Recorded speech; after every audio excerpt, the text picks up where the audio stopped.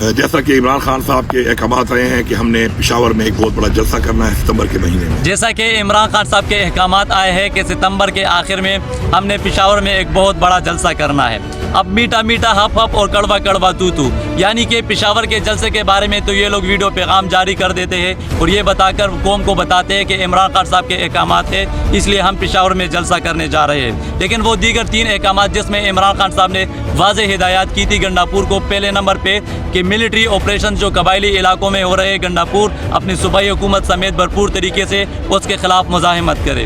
دوسرے نمبر پہ کہ ڈرون اٹیکس جو قبائلی علاقوں میں ہو رہے ہیں ان کے خلاف FIR درج کروائے. تیسرے نمبر پہ کہ الامین گنڈاپور میرے سامنے پیش ہو، میرے ساتھ ملاقات کرے. اب تینوں احکامات کو پیچھے چھوڑ کے گنڈاپور صرف پشاور کے جلسے کے پیچھے پڑ گیا ہے. یعنی کہ پشاور کے جلسے میں ان لوگوں کو کوئی خطرہ نہیں ہے، ان لوگوں کے اوپر والے کی طرف سے کوئی دباؤ نہیں ہے، اس لیے یہ لوگ یہ قدم اٹھانے پہ آمادہ ہو چکے ہیں. لیکن جو تینوں اقدامات عمران خان صاحب نے ان لوگوں کے لیے بتائے ہیں، جو احکامات جاری کر دیے ہیں، ان کو اٹھانے سے یہ لوگ قاصر ہے. یہ واضح ہو رہا ہے کہ عمران خان صاحب کے ہدایات کے مطابق نہیں بلکہ اپنے ہدایات پہ اور دیگر اطراف سے جو ہدایات ملتے ہیں ان لوگوں کو اسی کے پیچھے یہ لوگ جاتے ہیں اور اسی کو فالو کرتے ہیں. لیکن یہ قوم سب کچھ جان گئی ہے کہ آپ لوگ کس طرف ہے اور کس کے ماننے والے ہیں. عمران خان صاحب بھی سب جانتے ہیں لیکن آپ کو مزید مہلت دے رہا ہے اور آپ کو مزید آزمائش میں ڈال رہا ہے، مزید آپ لوگوں کے امتحانات لے رہے ہیں. اور انشاءاللہ وہ وقت دور نہیں کہ عمران خان صاحب باہر ہوں گے اور آپ لوگوں کی آپ کی اوقات یاد دلا کر آپ کو کہیں دور جا کے پھینک دیں گے.